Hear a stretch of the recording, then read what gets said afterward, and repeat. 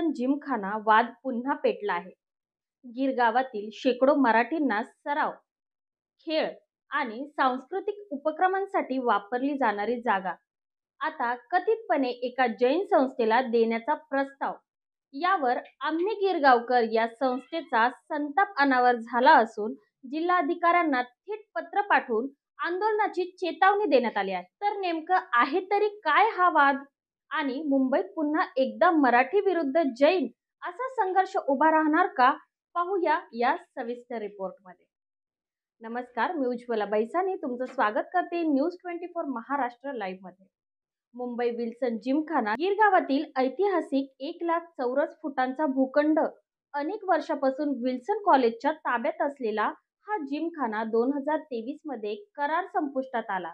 आता राज्य सरकारने ही जागा जैन संस्थेला देण्याचा निर्णय घेतल्याची माहिती बाहेर येताच स्थानिकांमध्ये संताप उसळला आहे. आम्ही गिरगावकर संस्थेने जिल्हाधिकाऱ्यांना पत्र लिहत सरळ इशारा दिला. हा भूखंड परप्रांतीयांच्या घशात घालू नका. त्यांची स्पष्ट मागणी, ही जागा मुंबईकरांसाठी असावी.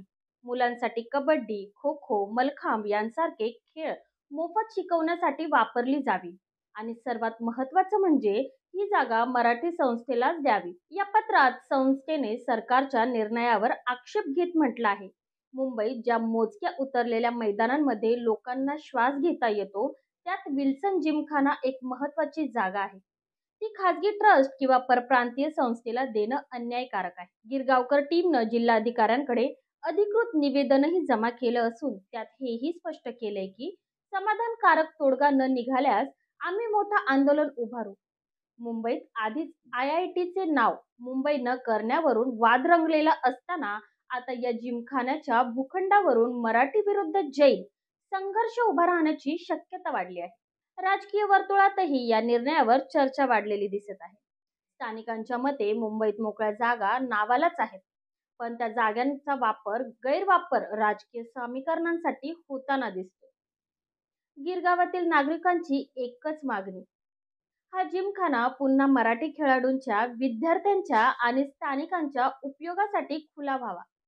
कारण मुंबईच्या गर्दीत अशा जागा जपणं म्हणजे शहराचं भविष्य जपणं आहे. विल्सन जिमखाना जैन संस्थेकडे जाणार की मराठी संस्थेकडे? स्थानिकांची मागणी मान्य होणार की सरकारचा निर्णय हा कायम ठेवणार, हे पाहणं आता अत्यंत महत्त्वाचे ठरणार आहे. तुमचं या व्हिडिओबद्दल मत काय आहे हे आम्हाला कमेंट करून नक्की कळवा आणि आजच आमच्या चॅनलला लाईक करा, शेअर करा आणि सबस्क्राईब करा.